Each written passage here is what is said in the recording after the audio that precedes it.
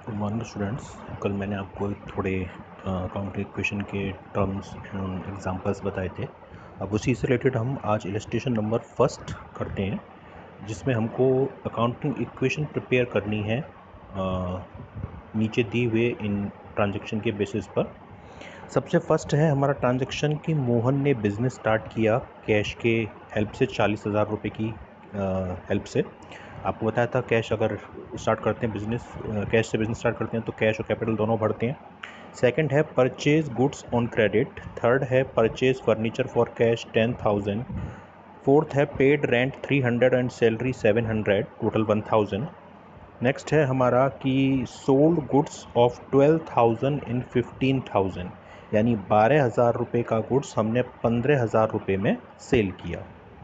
Next transaction है हमारा creditor को हमने पे किए 8,500। नेक्स्ट है रिसीव्ड हुआ इंटरेस्ट 1,500। एट्थ है कि हमने पर्सनल यूज़ के लिए कैश विड्रॉ किया बिजनेस से 4,000 रुपीज़। और नीचे कह रहा है कि हमने राम से 8,000 रुपीज़ का गुड्स परचेज़ किया और 5,000 रुपये उसे इमीडिएटली पे कर दिए। कल मैंने आपको जो पॉइंट्स बताए थे परसों वाली वीडियो में, उसमें बताया था मैंने आपको कि अगर किसी परचेज या सेलिंग के ट्रांजैक्शन में किसी पर्सन का नाम आता है और कैश वर्ड यूज़ नहीं करता, मतलब वो क्रेडिट ट्रांजैक्शन माना जाता है। अब इसका आप सॉल्यूशन देखिए। सॉल्यूशन मैंने ये किया है कि इसको हम 3 कॉलम में डिवाइड कर लेते हैं। पहला कॉलम होता है ट्रांजैक्शन का, दूसरा कॉलम होता है असेट्स का और तीसरा कॉलम होता है लायबिलिटी प्लस कैपिटल का। आप ये तो आप जानते हैं, इक्वेशन मैंने आपको बताया कि assets is equal to liability plus capital, उसी को हम यहाँ पर लेकर चलेंगे। अब देखिए ट्रांजैक्शंस में हमने ये आइडेंटिफाई किया कि हमें कौन कौन सी चीज़ें बनानी पड़ेगी। जैसे फर्स्ट ट्रांजैक्शन है हमारा कि started business with cash of 40,000, 40,000 रुपये से हमने बिजनेस स्टार्ट किया।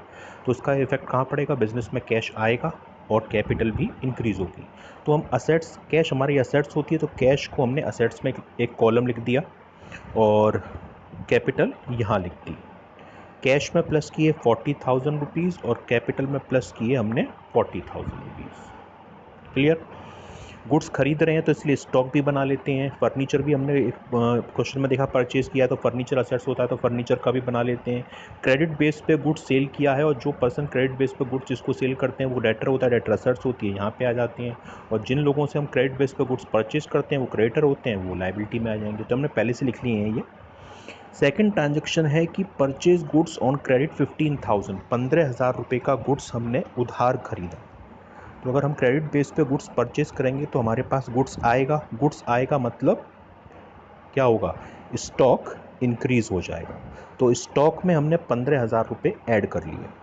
लेकिन क्रेडिट बेस पे परचेज किया है मतलब कैश तो हमने पे किया नहीं होगा। और जिन लोगों से हम उधार परचेज करते हैं वो कौन होते हैं, क्रेडिटर। तो क्रेडिटर में भी हम प्लस कर देंगे 15,000 रुपये। इसके बाद मैंने कल आपको बताया था कि हर 2 ट्रांजैक्शन के बाद एक टोटल निकाला जाता है जिसे हम बोलते हैं न्यू इक्वेशन। यानी इन दोनों को हम ट्रांजैक्शंस को हम प्लस कर लेंगे। कैसे करेंगे, देखिए 40,000 का कैश, इस ट्रांजैक्शन का कोई इफेक्ट नहीं है, टोटल 40,000।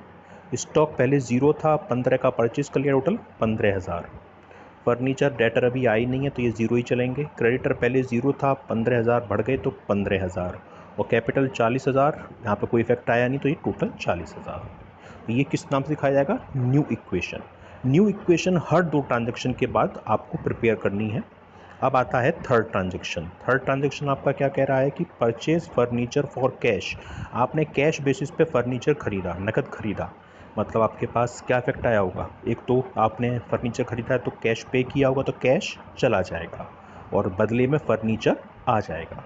तो देखिए कैश में से आप माइनस करेंगे 10,000 रुपीज़ क्योंकि आप पे कर रहे हैं, और फर्नीचर में आप ऐड कर देंगे 10,000 रुपीज़। और तो कहीं से कोई इफेक्ट आएगा नहीं, बाकी जगह सब जगह हमने 0 0 लिख दिया।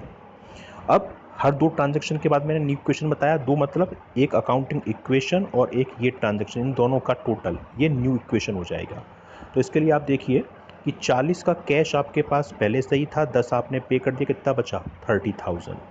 स्टॉक 15 का था, आपको इफेक्ट आया नहीं, एज इट इज़ 15,000। फर्नीचर पहले था नहीं, 10 का आपने परचेज कर लिया तो 10,000 का फर्नीचर हो गया। डेटर अभी 0 है। क्रेडिटर पहले 15 के थे, इसमें कोई इफेक्ट हुआ नहीं तो 15,000।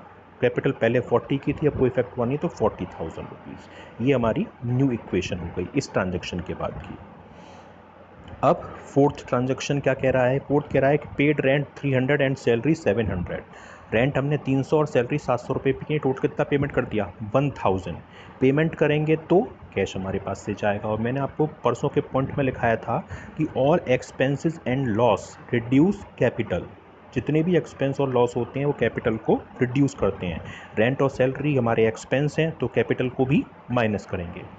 तो आपने रेंट और सैलरी के फॉर्म में कैश पे किया तो कैश कम हो जाएगा 1000, ब्रैकेट का मतलब माइनस होता है। स्टॉक फर्नीचर डेटर पे कोई इम्पैक्ट हुआ नहीं, क्रेडिटर पे कोई इम्पैक्ट हुआ नहीं, क्योंकि ये एक्सपेंस है इसलिए कैपिटल को भी ये रिड्यूस करेगा 1000 रुपीज़ से। अब न्यू इक्वेशन निकालनी होगी आपको इस ट्रांजैक्शन के बाद। तो देखिए 30 का कैश आपके पास पहले से ही था, 1 आपने ये पे कर दिया, 29 बचा। 15 ये पहले से ही था, स्टॉक कोई चेंज हुआ नहीं, एज इट इज़ 15,000। और फर्नीचर 10 पहले से ही था, कोई चेंज हुआ नहीं, एज इट इज़ 10,000। डेटर अभी 0 है। क्रेडिटर 15,000 पहले से ही थे, कोई चेंज हुए नहीं, 15,000। कैपिटल 40 पहले से ही थी, 1 रिड्यूस हो गई, 39,000 रुपीज़। ये न्यू इक्वेशन हो गई। अब देखिए फिफ्थ ट्रांजेक्शन, क्वेश्चन कह रहा है कि sold goods of 12,000 on credit in 15,000। 12,000 cost का गुड्स हमने 15,000 में क्रेडिट बेस पे यानी उधार बेचा। अब देखिए उधार बेचोगे तो कैश तो आएगा नहीं क्योंकि उधार है हमारा, लेकिन हमारे पास से गुड्स गया क्योंकि बेचने पे गुड्स जाएगा कितने का 12,000 का, तो स्टॉक में से 12,000 माइनस कर देंगे। लेकिन उधार बेचा है और जिस पर्सन को हम उधार बेचते हैं वो कौन होता है, डेटर। डेटर कितने में बेचा हमने 15 में, तो डेटर में 15,000 ऐड कर देंगे। 12 का गुड्स हमने 15 में बेचा तो हमें क्या हुआ 3,000 रुपीज़ का प्रॉफिट हुआ। और all income and profit increase the capital, profit और इनकम कैपिटल इंक्रीज करते हैं, तो 3,000 रुपये का जो प्रॉफिट हुआ वो हम कैपिटल में ऐड कर लेंगे। यानी 12,000 स्टॉक में से माइनस, 15,000 डेटर में ऐड और 3,000 कैपिटल में ऐड कर लेंगे। अब न्यू इक्वेशन निकालेंगे। 29 का कैश पहले से ही था, कोई चेंज नहीं हुआ। 29, 15,000 का स्टॉक पहले से ही था, 12 का आपने सेल कर दिया, 3,000 का बचा। 10 का फर्नीचर पहले से ही था, कोई चेंज नहीं, 10,000। डेटर पहले 0 थे, अब 15 बढ़ गए तो 15,000। क्रेडिटर में कोई चेंज आया नहीं, एज इट इज़ 15। और 39 से कैपिटल 3 इंक्रीज होकर 42 हो गई। अब sixth transaction, paid to creditor, creditor को हमने पे किया कितना 8,500। पे करोगे तो कैश आपके पास से जाएगा, तो कैश में से माइनस कर रखा है हमने 8,500 रुपीज़। क्रेडिटर को पे किया तो क्रेडिटर की उधारी जो है वो कम हो जाएगी, तो क्रेडिटर में से भी माइनस कर देंगे हम 8,500 रुपीज़। और किसी जगह कोई इम्पैक्ट नहीं आएगा, सब जगह मैंने ज़ीरो लिखा है। अब हम न्यू इक्वेशन निकालेंगे। 29,000 के कैश में से आपने 8,500 रुपीज़ पे कर दिए, 20,500 बचा। 3,000 का स्टॉक था, कोई चेंज नहीं, एज इट इज़ 3,000। 10,000 का फर्नीचर कोई चेंज नहीं, 10,000। 15,000 के डेटर में कोई चेंज नहीं, 15,000।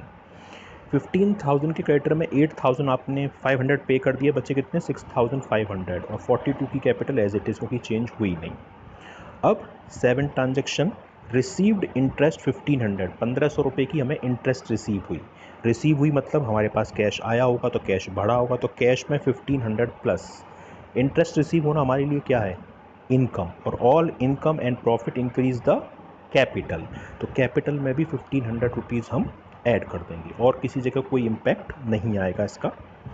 अब देखिए न्यू क्वेश्चन निकालने के लिए 20,500 का कैश पहले से ही था, 1,500 की इंटरेस्ट मिल गई 22,000। 3,000 का स्टॉक कोई चेंज नहीं, 3,000। 10,000 का फर्नीचर कोई चेंज नहीं, 10,000। 15,000 के डेटर एज इट इज़। 6,500 का क्रेडिटर था, कोई चेंज नहीं, 6,500। और 4,200 रुपीज़ की कैपिटल थी, 1,500 बढ़ गई यानी 43,500 रुपीज़। अब हम देखेंगे एट्थ वाला ट्रांजेक्शन। एट्थ वाला ट्रांजेक्शन क्या दे रखा है हमको, withdraw cash for private use 4,000। Personal use के लिए हमने बिज़नेस से 4,000 रुपये निकाल लिए मतलब बिज़नेस से कम हो गया, पैसा कम हुआ तो कैश में से माइनस हो जाएगा 4,000 रुपीज़। एक तरीके से बिज़नेस के लिए लॉस है क्योंकि हमें मिलना तो है नहीं, और लॉस कैपिटल को कम करता है, तो कैपिटल में से भी 4,000 रुपीज़ माइनस हो जाएंगे, बाकी जगह कोई इम्पैक्ट आएगा नहीं। न्यू इक्वेशन निकालेंगे तो 22 के कैश में 4 हमने विड्रॉ कर लिया, 18,000 बचा। बाकी स्टॉक फर्नीचर डेटर कोई चेंज नहीं आया, एज इट इज़ 3, 10 और 15,000 आ जाएगा। क्रेडिटर 6,500 कोई चेंज नहीं, 6,500 ही आएगा। 43,500 रुपीज़ की कैपिटल में से 4,000 चले गए तो 39,500 ₹500 ये हमारी न्यू इक्वेशन हो जाएगी। अब लास्ट इलस्ट्रेशन है इसका point, bought goods from Ram, Ram से हमने गुड्स खरीदा 8,000 का और 5,000 रुपये उसे इमीडिएटली पे कर दिए। 5,000 रुपये दे दिए तो यानी हमारे पास से कैश गया, तो 5,000 रुपये कैश में से माइनस।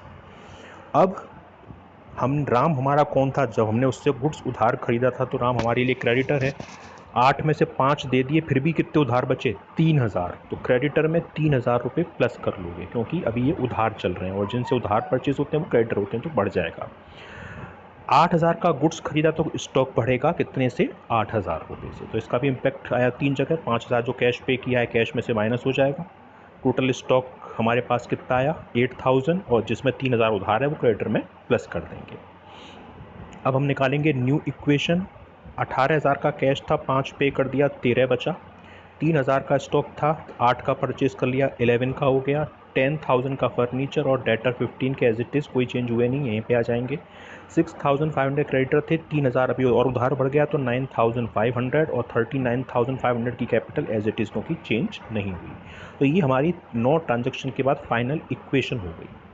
अब हम बैलेंस शीट बनाते हैं। बैलेंस शीट हमारी असेट्स और लाइबिलिटी को रिप्रेजेंट करती है। लेफ्ट हैंड साइड जो होती है वो लाइबिलिटी होती है, इसका फॉर्मेट है लाइबिलिटी अमाउंट, असेट्स अमाउंट, ये 4 कॉलम इसमें होते हैं।